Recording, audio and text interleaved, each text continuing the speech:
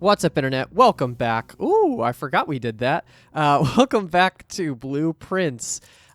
We are a month into our playthrough, not in real life. We are a month in the game. We're 31 days in. So we have been at the house for a month, exactly so. The last episode was an interesting one. We saw a couple rooms that we haven't seen before, but we got close to the antechamber. It's funny. I'm not necessarily trying to open the antechamber, but it wouldn't be the worst thing to open it up and go through to get room 46 again, because that is one of our goals on the to-do list. Our to-do list still stays. I know at some point I had the pop-ups of the letters on the floor grid. Now I think my pop-up is going to be this random to-do list and crossing things off of it. So here you go. Here's the to-do list. I won't read them all again. But there's a lot to do and a lot to see. So I'm hoping to always try to cross something off of the list. We also saw the gallery in the last episode, and that was a kind of an interesting find because that's a new puzzle room. We also unlocked the tunnel, which God knows what that's going to do. But yeah, there's a little bit of everything in the house, and I would love to continue to open some stuff up and find in new combinations of things we haven't ever done before. Hovel, root cellar, tool shed. Let's go back with tool shed again. It is just a good option. Metal detector. Okay.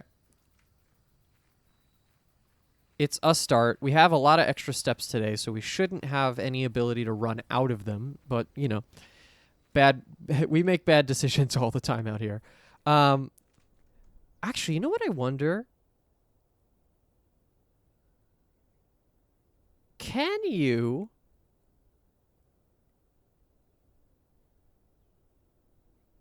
open the door to the antechamber early? We might as well try that. Can you open it up before you even get there? I'm sure you can, right? Now we have access to the basement.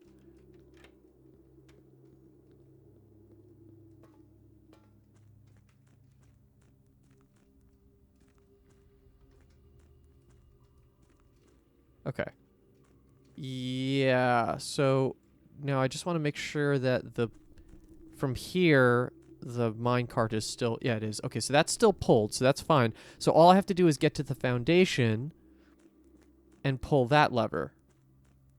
Okay, so we wasted a couple steps, but that's okay. This is all for science, and I'd rather spend it now trying to figure that out. So when we go to the foundation, or when we reach the foundation, we should pull that lever almost immediately, just so that we have the ability to get into the antechamber just in case. I don't want to maybe do that every time, but we should. Storeroom, let's start there. Okay, yep, thank you for beeping.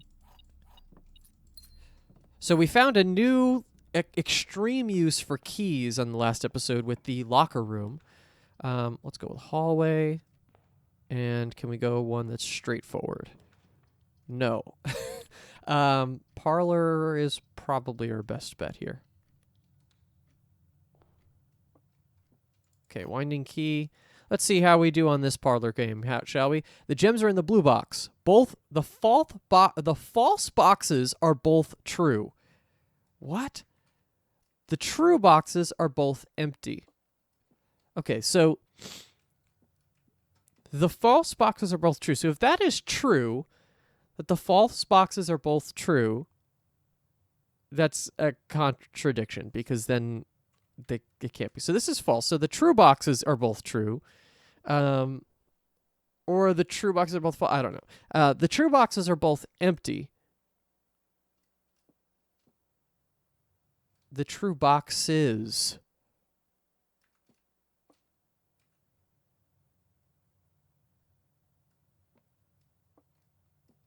If that's telling the truth, the gems are in there, and then it's not a worry.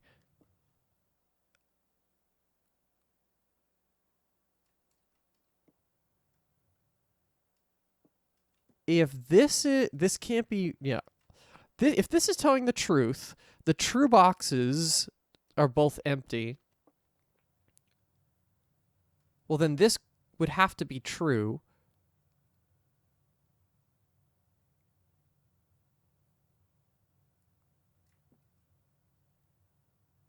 This would be false.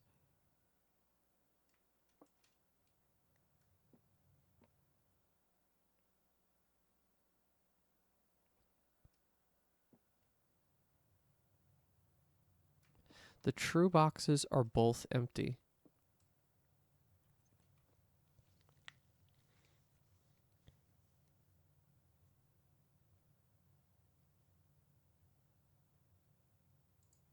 I'm going to try this. This is maybe a big guess, but nope. Yeah, sorry about that. Whoops. Okay, we continue on. Bedroom, courtyard.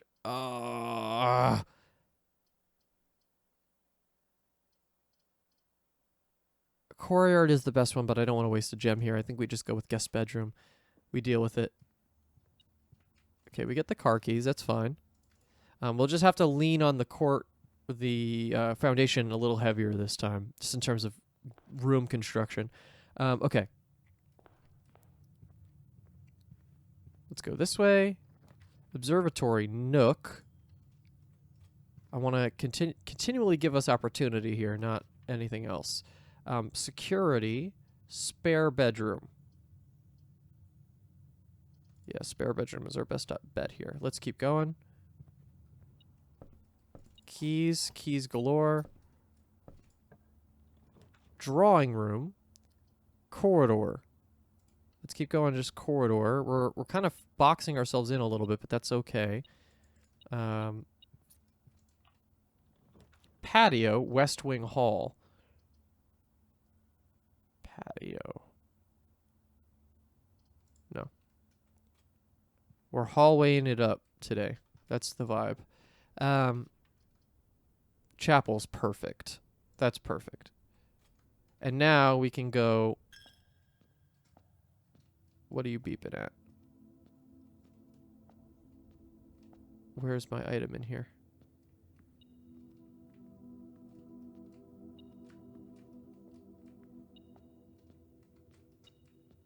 Oh. 2 coins on the ground. Okay. Is there anything in here? Can I tell? Yeah, that's fine. I'll just... Oh, sleep mask. Wow, we're going to be stepped up today. Wonderful. Okay, so let's go down.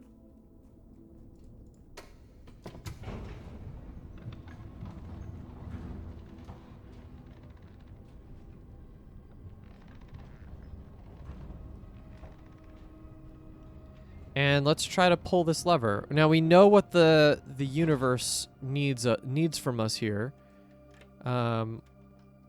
Thankfully, we don't have to do much of the puzzles again. Let's go... not this way. We got to go here. And actually, yeah, the game just keeps it for us, which is amazing. And then we'll just turn this once to the other side. I don't know if we're going to be able to get to the room 46 at this one, but, you know, might as well keep our options open.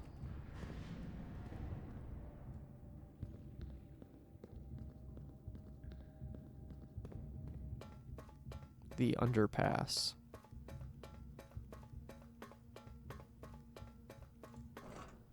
Let me in!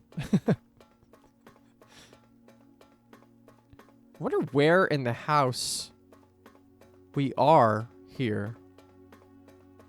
Right? I can't open these doors either, right? Doesn't look like I have the ability to, but I could be wrong about that. Okay, cool. So yes, we can open this door early. So if we get to the antechamber, this door will now just be open. Yeah, I wonder. You know what? There are 8 doors here. I wonder if they relate to the letters, right? Is that a thing on the to-do list? Should I add open the 8 doors in the inner sanctum? It's so easy to get here that I almost feel like that's probably a thing.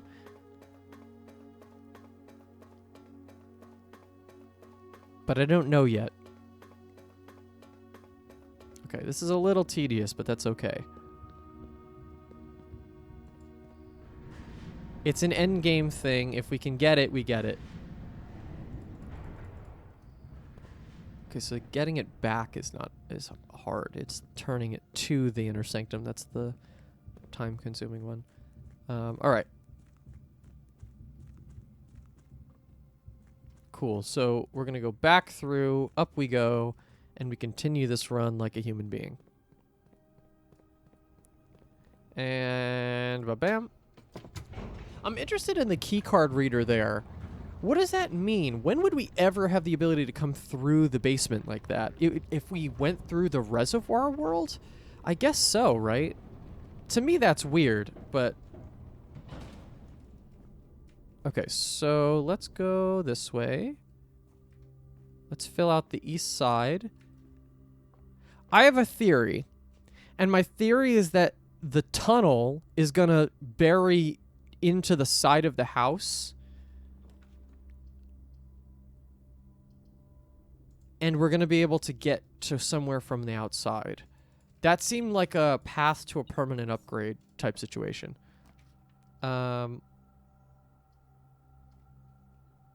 Yeah, sure.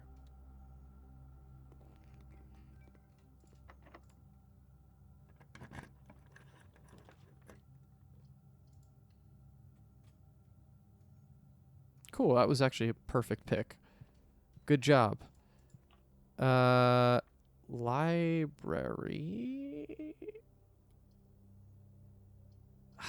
These all aren't amazing, but let's do gymnasium. I want library, but not there.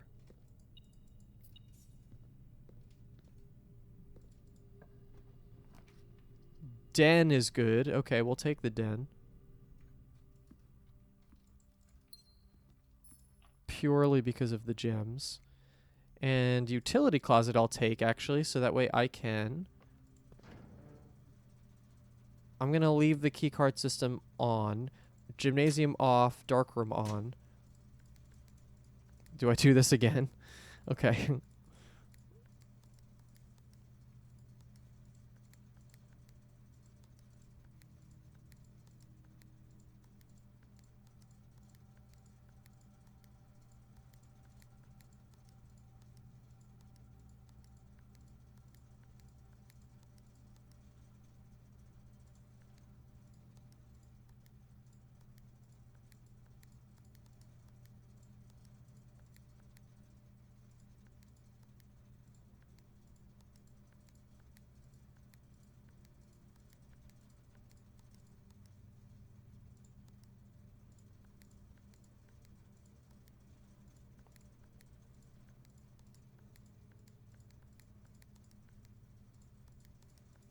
Nice. Okay, that's that again. Cool. Now we should be good to go then. Let's get the hell out of here. Let's go up, or... Well, we could go through darkroom, actually. Darkroom might be the way to go. Just so we're not completely killing ourselves here. Oh, we have something in the room. Lockpick kit. Excellent. Annoyed that the lockpick kit didn't work on the locker room. That felt like the perfect place for that, too. Nice. Kennel. Boudoir. Boudoir ends this. Kennel at least gives us a shot. Let's go with kennel. Kennel is common. I don't know if I necessarily recognized how common kennel would be.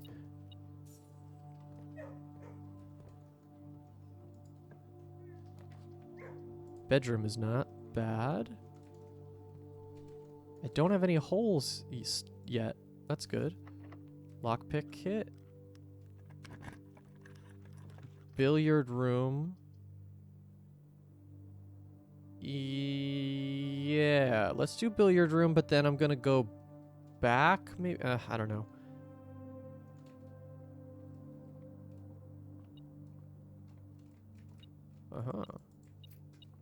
Okay. All right. These puzzles are now getting annoying and tough. 11 minus 30. So 11 times 3 is 30. It's going to be 20. 9 minus 20 minus 15 So 9 times 5 is 45.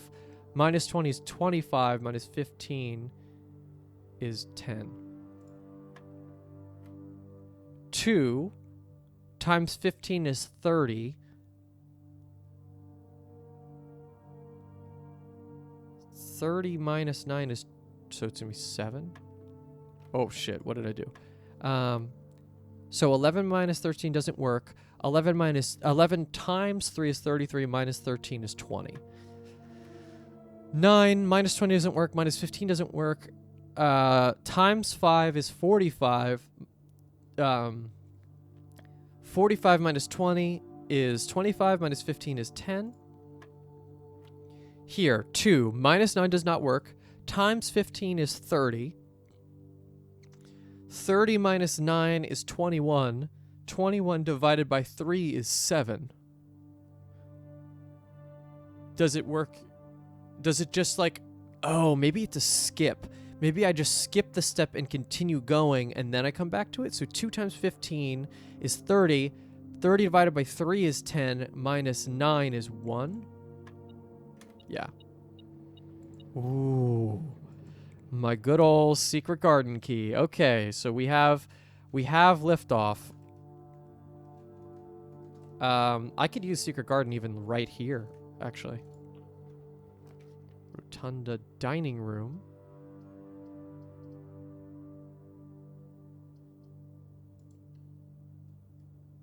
I'm gonna leave dining room for now. Let's go and try to see if I can use secret garden key there. Hey, buddies. Woof. I can't, but I can do greenhouse. Oh, or library. No, I want to do greenhouse. Let's try to get to the end. Why not? We just need a broken lever.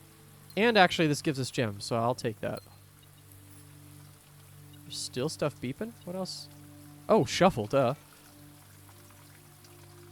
Nice. Shovel's great. Shoe. Oh, and we have the kennel. Oh, that's a good combo. Okay, so... let's see. Where do we want to go now? I really do want to go back up to West Wing Hall. Not this way. Other way. Dark room.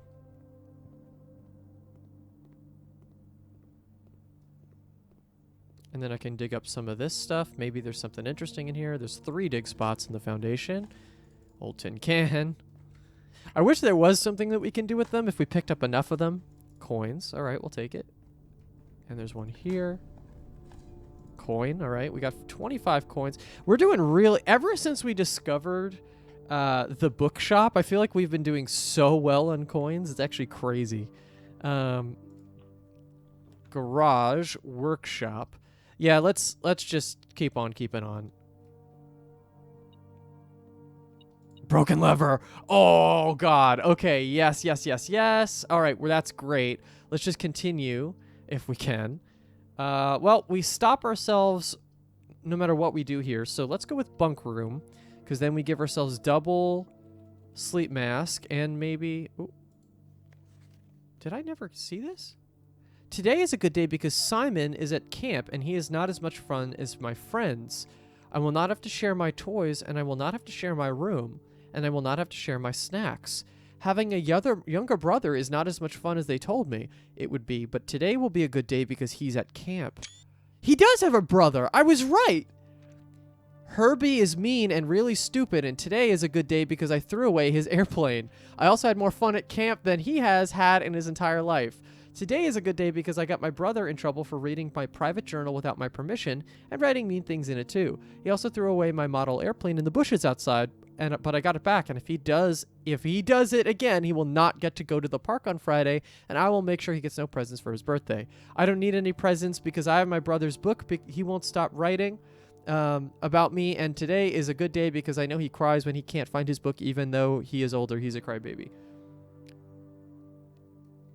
Today is a good day because today my brother returns from college and I finally get to return him the book I took from him a long, long time ago. Hopefully you find it as hilarious as I do. I honestly have no idea how we survived sharing a room. All things being said, I wouldn't have it any way.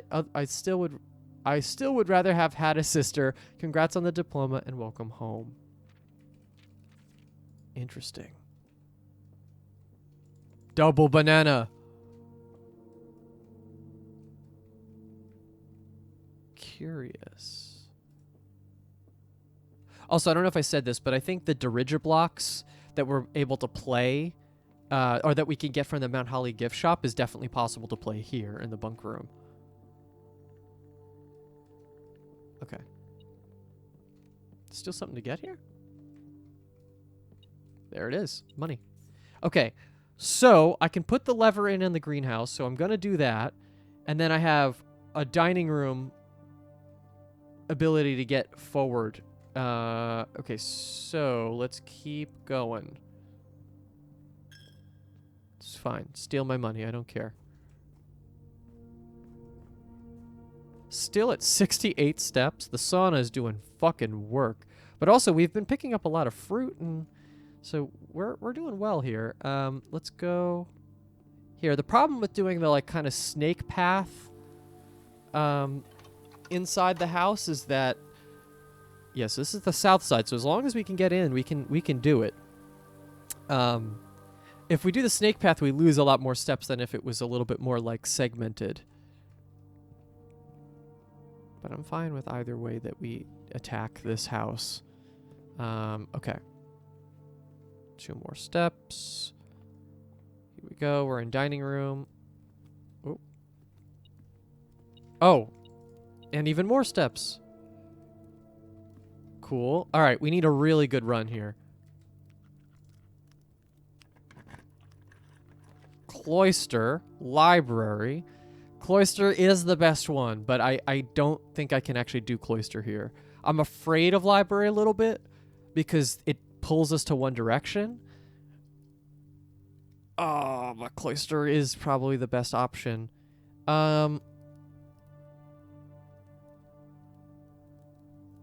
No, I'm not going to do that. I don't need to do it, so I'm not going to. Library. And we get a book out of it. Key. Okay. The Curse of Blackbridge by Redford Ewing. Just really quick. I'm just going to... Holy shit. This is a long-ass book. What are you talking about? What is this? Holy shit.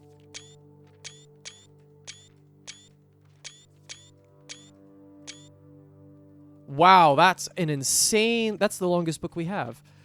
Okay, well, here we go. Strap in. The legend of Blackbridge is one that's well known to the people of the Grand Realm, for versions of this tale has been passed down from generation to generation.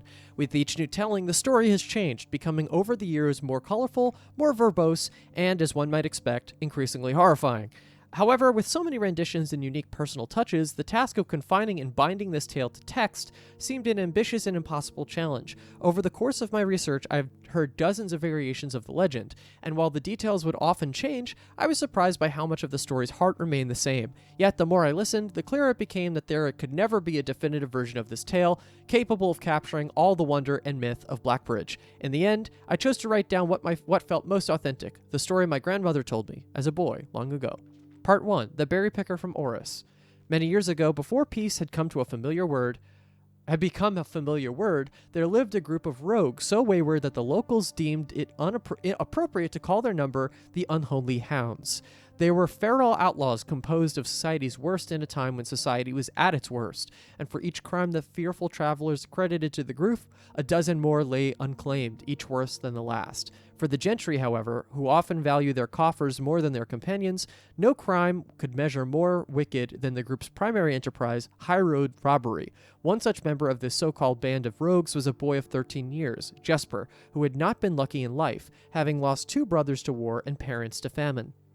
In the years of hunger that followed, Jesper lived in a gutter behind a churchyard, relying on the nourishment of scurrying bugs and weeds harvested from the cracks of the alleyway to sustain his pitiful existence.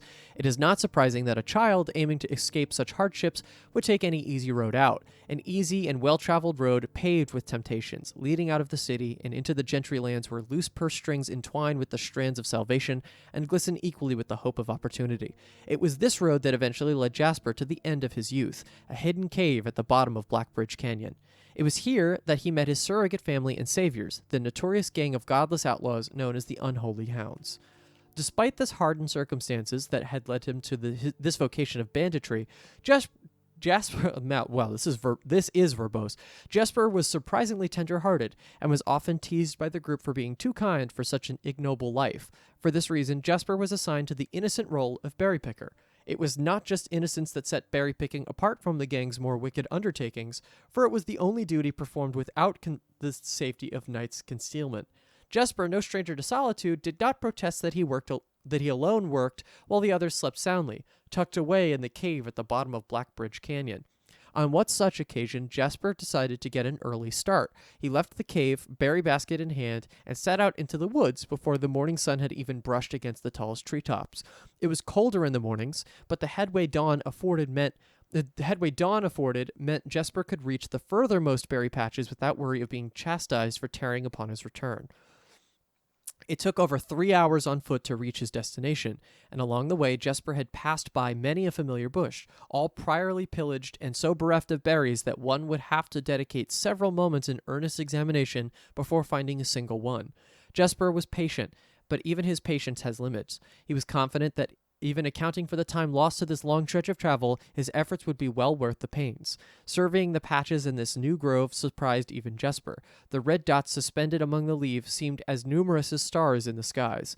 Upon seeing such a bounteous sight, he clutched his berry basket tightly and nearly toppled over out of joy. Once he had regained senses, Jesper quickly made a decision. He would not reveal the location of this newfound treasure. Instead, he would earn the respect of his confederates who, upon seeing his yield, might attribute the success to his hard work. Smiling at his plan, Jesper set off to fill his basket and was making steady strides in this task when the sound of thundering hooves interrupted him. A carriage is approaching. The thought of it made Jesper freeze. Had he been so enchanted by his discovery that he had neglected to observe his surroundings? How could a roadway be so close? He ducked down and crept towards the impending sound, hiding behind one of the larger bushes nearby. It was only a moment more before the sound source revealed itself. Within 50 paces of where Jesper hid, an elegant carriage with gold trim came soaring about a corner of trees, led by 2 beautiful white horses and conveyed by a stern-looking driver seated atop the vehicle, flaunting the most sophisticated regalia Jesper had ever seen. It was not just any carriage, it was a royal carriage. Even without having ever witnessed such a sight before, Jesper was certain. The sight had transfixed Jesper that he stood awestruck, unable to tear away as the carriage approached. The little concealment to the bush provided was soon proven unequal to the driver's lofty perch, and upon spotting the boy, he pulled the reins with such effect that the noble steed slid to a sudden halt with precise control. "You, boy, get out from behind that bush," he shouted with a rigidity that betrayed a modest amount of fear. "You startled me to half to death coming around the bend of my own drive, and me seeing such an unfamiliar face in a place where they ought not to be any face." Jesper quickly contemplated running. The man was much older, and his dress was suitable for courtly behavior, not dashing through the bramble and mud. I was picking berries." Jesper raised the half-filled basket up to allow the driver to see the proof of his words. The demeanor of the man suddenly changed. It was a change that Jesper was familiar with. He had many times seen the same stern expressions on the most fiendish bandits melt away when presented with the berry basket. Any suspicions that the driver might have had instantly evaporated, for even the notion of a member of the Unholy Hounds picking berries seems farcical. The softened expression made even allowances for a smile. "Berries, eh? Say, you couldn't have picked a better spot for them, could you? I used to pick berries here as a boy." Jesper took his cue to finally step forward out from behind the bush, proudly brandishing his basket. "I know, and what luck I found them. I have only just begun picking, and look how many I have. It would have taken me 4-fold the time back home to procure this number." The driver bent down for a closer look. "And where is your home, boy? It must be quite far." Jesper replied with a scripted response. "A little south of Tanner Fork, just past the burnt woods." "My God, that is far. You couldn't have come all the way that way only this morning." It was true. Tanner Fork was in the exact opposite direction that Jesper had traveled, and while that response would have seemed perfectly reasonable in a location closer to Blackbridge Canyon, he could see why it might seem less believable here. Sir, I've traveled much farther for much less profit. I dare say there is no distance yet made by man that would not be worth undertaking for a prize such as these. Surely you have tasted them for yourself? Jesper felt happier with this response as it seemed to amplify the man's smile. In my youth often, but perhaps I took for granted because I had never had to travel very far, and even then, my carriage would always seem to drive us here in my father would always seem to drive us here in our carriage, so I'm ashamed I never had to walk such a stretch to earn an equal reward. It was Jesper's turn to smile. Then let my efforts be rewarded us both today. He raised the basket even higher. A taste and memory of your youth, sir. The driver chuckled and removed one glove, bending over the seat to reach down to the basket. And at the moment his fingers touched the first berry, the dagger in turn met his throat, cutting through a superficial layer of skin and drawing blood. Jesper caught the man's startled eyes. And for that taste, I will have your purse, sir, in memory of my youth. Ooh, turn. The driver's arm had gone stiff, his chin raised and trembling, more frightened than he had ever been before. Whether unable to, or incapable of speaking, he did not respond to the boy. Perhaps he did not think his jaw could afford to be engaged at this particular time. Jesper let the basket drop, freeing his other hand to probe the man's pockets. Do not mistake me, sir. I will not kill you if you give me no cause. Though I will admit, the thought of taking your carriage and leaving you the indignity of walking appeals to me. Unable to find a purse in the man's coat, Jesper pivoted to search the seat underneath him. Why have you no purse upon your person? The driver slowly raised his hand cautiously, pointing towards the carriage door behind him. Jesper lowered the knife's edge to a small degree to allow the man to speak, which he did in turn softly. There's a lockbox in the carriage. Well, come on down then and grant me the courtesy of sparing your life and binding your hands, a concession I assure you of my tender heart, for it would be much easier to slit your throat. The man started to comply, slowly lowering himself from the driver's seat of the carriage. Once down, Jesper guided him away from the carriage to a nearby tree where he instructed him to get on his knees and put his hands behind his back. Well, there's a loud car outside. Excusing his inexperience, the man indulged Jesper while he figured out how to adequately bind him. The smile and kindness Jesper had seen on this man's face, now nothing more than a distant memory. In their place, cold, dark eyes displaying no emotion. I wonder, should I grant you the same clemency you're showing me? Jesper stopped, surprised by the question, but ignored it, secured the final bindings, and then hastily returned to the carriage. With one hand on the door's handle, he turned back to the man. If there's no lockbox, there will be no clemency. Instead, inside, the carriage was surprisingly dusty and unswept, a stark contrast to the elegant and polished golden facade of the exterior. It had apparently been many years since a passenger had enjoyed passage in this vehicle. This all but confirmed what Jesper had suspected. The driver of this carriage was not a liveried servant in the employ of some greater master. Any curiosity that this observation might have further produced was quickly abandoned upon seeing what rested under the carriage's back seat, a large wooden lockbox. Despite its hefty appearance, the box was surprisingly easy to handle. Within a few minutes, Jesper had dislodged it from its hold and carried it out into the sunlight. Inspecting the box carefully, two observations were made. Totemic symbols found carved on the four sides of the box hinted that the box was very old and likely not created by Arindian hands. It reminded him of artifacts from the old world and was presumably crafted in one of the ancient realms. Secondly, the box was secured by a rusted yet robust padlock and would not open easily without a key. Jesper looked over to see the driver quietly observing from his indentured position. Do you perhaps have a key you can provide me to open this box? Without emotion, the driver replied, There is no key to that box. Jesper stood up. Easy enough then. There's some stuff I'm looking at here, but nothing insane. He headed over to a nearby rock of sizable dimensions and lifted up the stone carrying it back to the box. If there was ever a time when that lock had been resistant to brute force, it wasn't recent. With one hit, the stone had completely shattered the rusted lock. He bent back down and opened the lid. Inside was an effigy, a crude figure chiseled from stone. Without too much deliberation, Jesper bent down and picked it up, somewhat surprised how heavy it seemed given how light the box had felt. Having expected to find something more akin to gold or gems, he looked questioningly to the man, hoping to find an explanation. The driver's smile had once again returned. You are cursed, boy, for deadly is the stone. You have opened that which should have never been opened, and you are cursed. Jesper carried the effigy over to the man and shoved it in front of his face. What is it? That's one. Feeling his disappointment rising to anger now, Jesper tightened his grip on the effigy. One what, you mumbling agenter? And in God's name, why have you no purse upon your person? The man did not seem intimidated. 1 pace. He paused for effect. 12 more, and you will be dead. He only had a second to flinch before the effigy struck him in the head and put an end to his cryptic ramblings. If there was ever a time when the old man had been resistant to brute force, it wasn't recent. I like how this is written. Jesper looked down at the sculpted stone figure, now splattered red. Was it cursed? Was he cursed? He had of course heard stories of curses and had never doubted their validity in the past, but now that he was standing face to face with the possibility of being cursed, his mind pleaded with him to be skeptical. And if he was cursed, what difference would the knowledge make? A dozen more paces would not be enough to find another living soul, to say nothing of the chances of procuring a remedy. If he did not move from where he now stood, he could live maybe another 3 or 4 days, maybe more given the abundance of nearby berries. A plan that, if we ignore its obvious faults, might provide additional opportunities for help to come along. But what good would that do? To be discovered here beside a body, stolen goods in hand, bloated from berries and raving about a curse that would very well not be real? No, it would most certainly be better to face one's fate now, take a dozen paces, and see if life goes on. But Jesper found his legs unable to make that first step.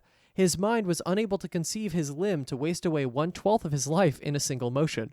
Feeling the desperation sink in, he hopelessly looked about him for a solution, and if by some stroke of luck the gods had heard his plea, a miracle materialized before him as if he found himself suddenly at the end of a fairy tale.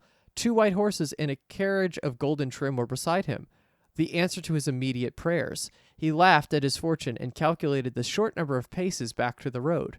4, perhaps only 3 if he jumped. He made a quick survey to see if there was anything he wished to grab before taking the plunge. He thought about removing the driver's fancy coat, as that appeared to be of some value, but the additional risk of undertaking such a task too great a chance.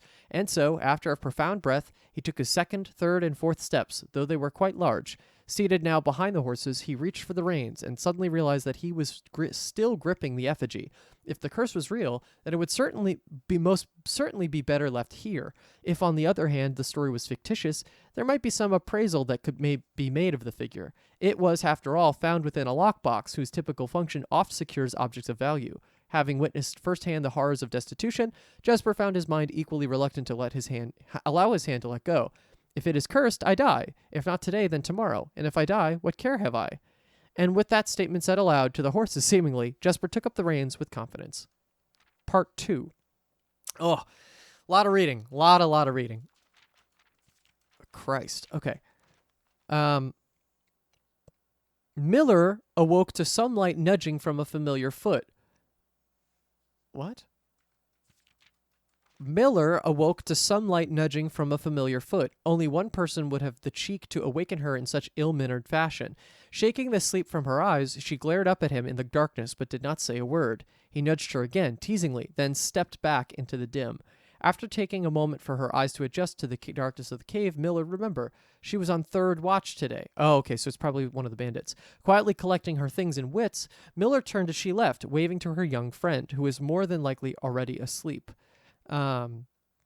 She crept through the cavern's main passage, careful not to wake the sleeping bandits around her, like a hero in a book, she often mused. Quietly, she grabbed a bow from the haphazardly formed pile of weapons, shaking the accompanying quiver in the darkness to assess how many arrows it held. She then walked towards the sun-drenched mouth of the cavern, ready to start her shift. Above her, in one of the few trees found in the canyon, Miller could see that if Ravia was already posted. She waved, and Ravia waved back. Calling out to each other was strictly forbidden. Anything louder than a gesture in the canyon was forbidden. When Miller reached the tree, Ravia lowered a braided rope and pointed to the ground behind her. When Miller turned, following the finger, and saw a pail of water resting beside a nearby log. She turned back to Ravia, nodded, and secured the pail to the rope. The pail went up first, and in turn, Miller followed. Ravia reached across to grab the water. Miller leaned back to give her space. There was not much room for maneuvering in this tree post, a necessary concession for the concealment the outpost demanded. Ravia tilted the pail up to her mouth dramatically, illustrating how thirsty she had been. Miller laughed silently as water poured out, splashing onto Ravia's face. It was a bit too daring and noisy of a joke, and the others had been around. They would have certainly been scolded for the unwarranted sound, but Miller appreciated the efforts Ravia took to verbalize the silence of the morning. They had been on 3rd watch together for over a month, and during that speechless time, their friendship had grown into something special. Affection was unsurprisingly scarce among the unholy hounds. She had felt camaraderie before, of course, but intimacy, never. From their elevated vantage, the girls could see both the concealed entrance of the cavern as well as a clear view of the bridge that was spanned across the canyon. Blackbridge was the link between the Gentry lands and the northern mountains, the overpass that connected Orris and Reddington. To the city-faring travelers of the realm, the bridge was an unavoidable crossing. In the day, the task was to ensure that travelers passed by without stopping. At night, the task was to ensure that they do. Like most of her band, Miller preferred the night. The biting glare of the sun might be tolerable to farmhands and bricklayers, but to a cavern-housed bandit, it was a source of constant annoyance. In the day, there was no shroud to conceal her expressions, nor to hide her thoughts. She felt exposed. Ravia touched her elbow and pointed up. Miller, striving to suppress a budding smile, subtly shook her head in response. There were many signs that the unholy hounds it used in lieu of words, but the two of them had developed an extended vocabulary. That's interesting. Gestures quietly forged in the shared solitude of their month among the branches. She watched as Ravia shifted, placing her palms flat on the floorboards beneath them. Miller knew what she was trying to say, but shook her head a second time. It was often more fun to pretend not to understand. What did she do? Pointed up. Touched her elbow and pointed up. I'm thinking about the hands that are scattered around the house. About having a new language, huh? Okay. Miller knew what she was trying to say, but shook her head a second time. It was often more fun to pretend than not to understand. Ravi rolled her eyes and turned away, looking back to the canyon. Squinting through the leaves, the two girls held still, watching and listening. It was not long until Miller, too, heard the sounds of an approach. Ravia held up two bent fingers, and a few moments later, two men emerged from the bridge's southern end. They were dressed in a familiar uniform, long gray coats with black facings, white waistcoats, and black tricorn hats. They belonged to the local patrol, the Blackguard. Although not an everyday occurrence, their presence at Blackbridge was an unusual sight. It typically indicated an important traveler's impending passage across the bridge, information that the girls would promptly relay to their leaders as soon as the coast was clear. But this report, while exciting, was rarely acted upon. In Miller's 5 years in the Unholy Hounds, she had never once seen a carriage taken in open daylight while the Blackguard was nearby. The men had nearly reached the bridge's north end when Miller heard their horses, faintly at first, but growing louder with each passing moment.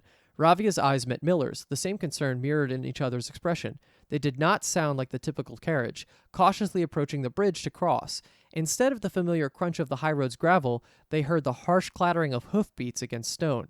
Both girls quickly redirected their attention downwards, looking through the foliage. The sounds were not coming from the high road, but from the canyon itself. The horses were coming from below the bridge. In an instant, Miller had knocked an arrow and drawn her bow. Go! Ravia was gone before the whisper had even left Miller's mouth. The young scout was already sliding down the bank below, racing towards the cave. There was no road that ran below the canyon. There was no reason for the numerous horses to be approaching their cave. There was only one reasonable conclusion, and both girls had reached it instantly. The base had been compromised. This was a Blackguard attack. The moment the horses came into view, Miller let loose her first arrow. She was surprised to see a carriage. She had expected cavalry, but before she even finished processing that thought, her second arrow was in the air. Without a trail, it would be unthinkable for a carriage to traverse such rough terrain, yet she watched as the wheels jolted over the rocky riverbed. A third arrow was now in flight, and there was no need for a fourth. The driver slumped over just moments before the vehicle dipped into a small ditch, slamming into an embankment. The force of this sudden halt immediately shattered the front two wheels and catapulted the driver from his seat. Utterly confused now, Miller quickly glanced over her shoulder to see if any horses were also approaching from down the rear. Down in the canyon, the entire horde of the Unholy Hounds came spilling forth from the earth, as if hell itself had suddenly sprung open. The group seemed even more bewildered than Miller, half asleep and tripping over one another in a desperate attempt to engage an unseen enemy in combat. Miller could see Ravia among their number, the only one looking up at her. Her expression was chilling. There would be no need for a silent gesture to convey what they both now realized. They had made a mistake. The gang's chieftain, Geoffrey Heartslasher, led the others, cautiously approaching the crashed carriage like a suspicious fox would near a baited trap. There were no words exchanged as the group crept forward in customary silence. A dozen or so paces in front of the wreckage lay the far-flung driver, an arrow protruding from his broken body, and beside him a blood-stained effigy carved from stone. Miller was inconsolable. Jesper had always been her favorite. He had always shadowed her in the night, clinging to the hems of her every move, the way a child tails behind an older sibling. Tender-hearted, she had always called him, though deep down she had known that wasn't quite true. His appearance of gentleness concealed a raw, resilient durability that emerged in the most perilous of situations. He had been a flower among the nettles of this cave, but he still had thorns, honed by a grim past and 100 hands of misfortune. They buried him in the darkness, in the back of one of the larger cavern rooms. He was interred with a berry basket and a silk handkerchief that he had treasured. The mysterious effigy they had found beside him served as a distinguished gravestone, a marker that stood out as somewhat special among the rows of similar swords marking neighboring plots. No one spoke, not even in whispers. There was nothing to say. Miller awoke the next day to a thunderous shaking and rattling of the earth, a far cry from the playful nudging of the previous day. She strained to adjust her eyes, but the choking string of stirred-up dust caused her to flinch. Panic was also in the air. The sounds of scurried footsteps and clattering feet filled the space around her, but even in alarm, the silence was louder. What was it that sounded so strange? Miller closed her eyes tight and used her feet to guide her along the passage. The whispers around her were getting louder, and intense voices could be heard ahead. Louder speech than she had ever heard spoken in the canyon. A growing dread grew as Miller approached the mouth of the cave, her eyes now open wide despite the dust. Shouldn't it be day? Miller felt a hand in the darkness pulling at her. It was Ravia. The two embraced, and Miller did not need to see her to understand. Ravia placed 2 bent fingers against Miller's cheek, and with that touch against her face, Miller felt the same sinking feeling from the previous day. 2 bent fingers confirmed what Miller had suspected. The girls had forgotten to relay one critical piece of information to the others. An hour or so later, the screams began, blood-curdling cries of hopeless desperation. Captain Fodrick Lee of the Blackguard looked down from the ridge of the canyon at the collapsed entrance of the cave. Ah, he grinned. Now they speak. Ooh. Wow, okay. So, a little bit of revenge. It's a little bit of everything. That's going to have me thinking for a little bit.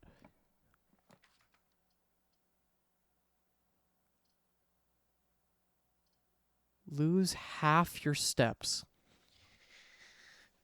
Okay. So if I do weight room here, I don't stop my entire run. I think it's actually a worthy sacrifice. It's crazy, but it is a worthy sacrifice. It's the first time I'm going to willingly pick the weight room. 35 steps is crazy, though. Okay. Facing the right direction. Patio, mailroom. Let's do the terrace. And if I can see, it looks like there's something on the... Yep. Great. Okay. Onward. Right, because I don't have anything else to do here. Yep. Cloister. Oh, cloister. Excellent. And then if we click those 2, we can start digging. Turnip. Hey, we could get some of our steps back. We'll take it. Turnip. Excellent. Pebbles. Is there one more? Oh, I'm getting beeps. Where am I getting the beeps from? Aha, key. Okay. So even if all of these doors are locked, we'd be able to still continue. Coat check commissary. Oh, no.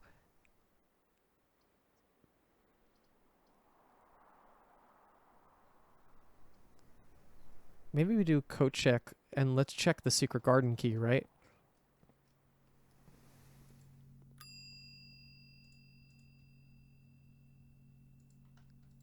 Okay. All right. Well, we only have so much ability to do stuff here now. Tunnel. Oh, fuck. But tunnel. Let's do tunnel. I'm not even going to think about it. What the hell?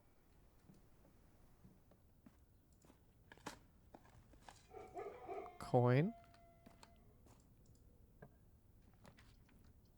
Always draw tunnel. Oh, yeah. Always draw tunnel while drafting in this room. I want to do servants' quarters, but I feel like I have to know what happens here. Okay, we're on the outside of the house now.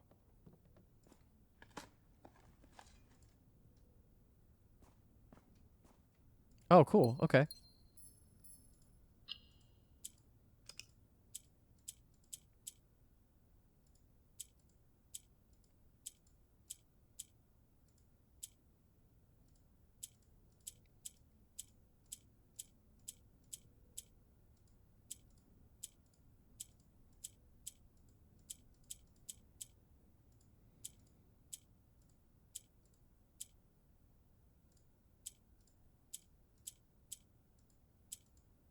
Do I have to turn them orange? I have to turn them orange. Okay, so hold on. So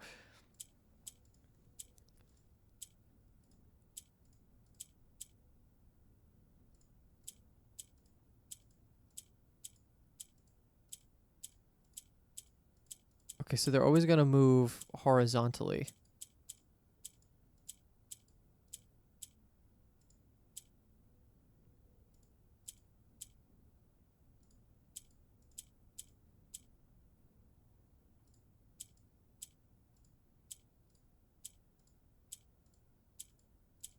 I need to get one of the orange ones up.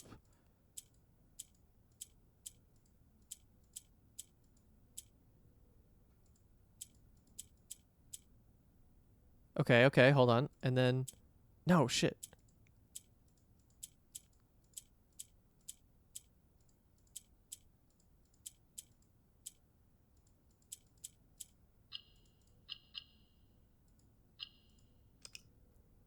Um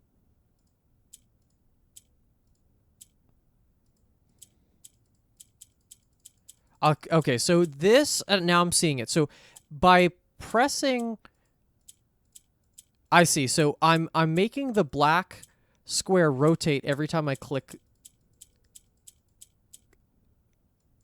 And if I click it itself, does it change directions?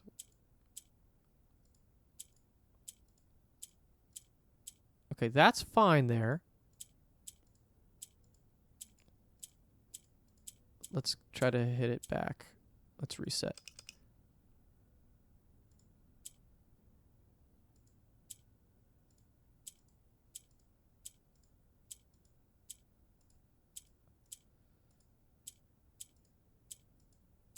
No, reset. I want the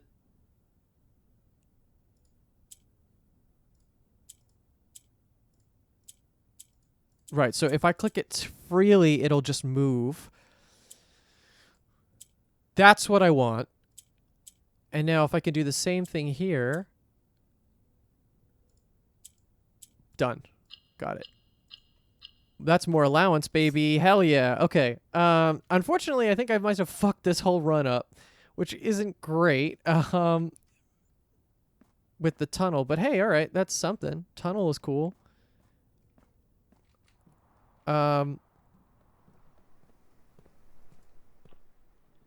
Office, garage. Actually, garage is interesting. What?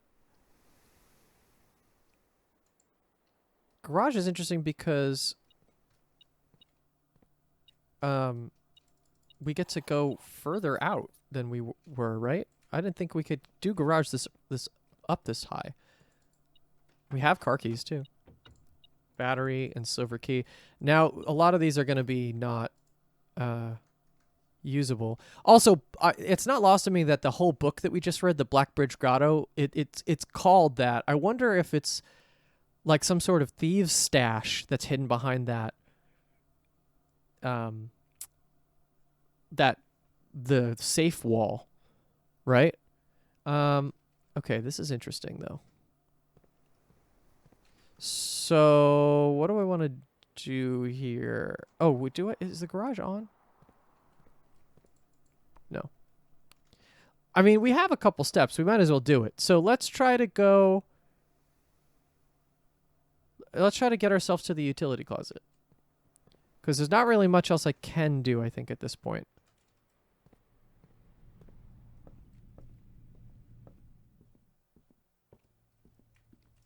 We'll eat the fish.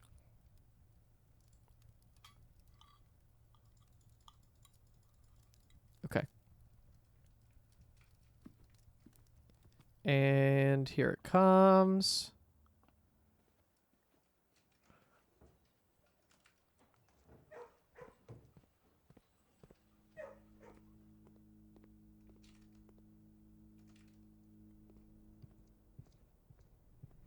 Okay.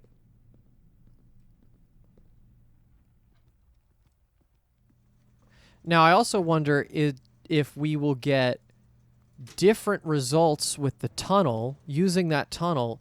Do I get different results if I go on different sides of the house? So I should keep track of that. I've dug out the top of the second column, but if I dug out anything on the east or the west side, does it change? Because I've never seen the top of the north side of the house, right? So that's fine. That makes sense. But I wonder, can I get the tunnel on like a horizontal plane? Does that work? That would be cool if it did. Oh, and this is what I was talking about. The secret thieves language, right?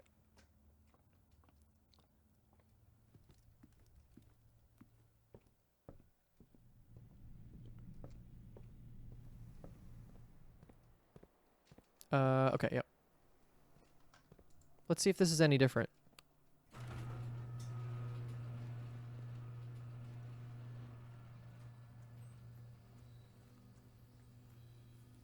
Doesn't look like it. So I guess the garage is just placed with this whole piece further from the bridge piece, right? Yeah. Okay. Damn, that's a little disappointing, but it's okay. We got the secret garden key, which is great. So we checked that. That's great. And yeah. How are we doing on this episode? It's probably pretty long. Yeah, this is a very long episode because we read a lot of stuff. Is there anything I could do with my money? No. No, there is not. All right, well, we're going to call it. Thank you so much for watching this episode. Yet another interesting run through this game, finding new discoveries, etc. Stately Inn. Please give this video a like if you liked it, and subscribe if you want to see future episodes. And until then, we'll see you in the next one.